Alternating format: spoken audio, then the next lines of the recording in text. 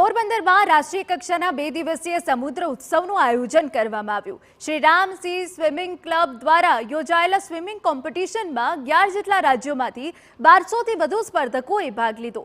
સમુદ્ર ઉત્સવમાં 1 થી 10 કિલોમીટર સુધીની સ્વિમિંગ કોમ્પિટિશનમાં બાળકો, વૃદ્ધોથી સહિત 49 જેટલા પેરા સ્વિમરો પણ જોડાયા। આયોજકો દ્વારા સ્પર્ધકોની સુવિધાની ખાસ તકેદારી રાખવામાં આવી। ખાસ તો સમુદ્રમાં તરણ સ્પર્ધામાં રહેલા જોખમને ધ્યાનમાં રાખી સુરક્ષાની ખાસ કાળજી રાખવામાં આવી।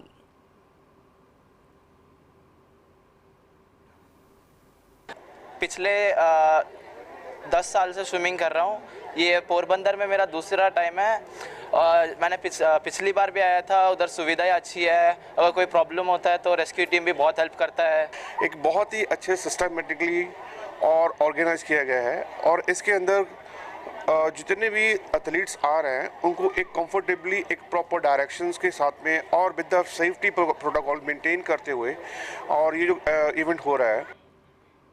પોરબંદર સમુદ્રમાં વર્ષોથી Shri Ram C swimming club દ્વારા જાન્યુઆરી માસના પ્રથમ અઠવાડિયામાં નેશનલ કક્ષાની તરણ સ્પર્ધાનું આયોજન કરવામાં આવે છે, જેમાં દેશના જુદા જુદા ભાગોમાંથી તરવૈયાઓ ભાગ લેવા આવે છે। આ વર્ષે આ સ્પર્ધામાં નવું નજરાણું ઉમેરાયું છે। આ વખતે ટ્રાયથલોન સ્પર્ધાનું પણ આયોજન કરવામાં આવ્યું છે।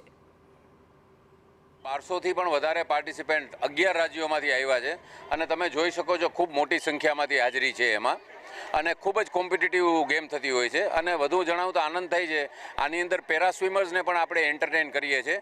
એમાં 1 કિલોમીટર અને 5 કિલોમીટરની ઇવેન્ટ પેરા સ્વિમર્સ માટે પણ હોય છે અને આ વખતે એક બીજું નવું નજરાણું જે કહી શકીએ આપણે એવું ટ્રાયથોલોન, જેની અંદર સી સ્વિમિંગ, સાયકલિંગ અને રનિંગ ત્રણેય ઇવેન્ટ હોય।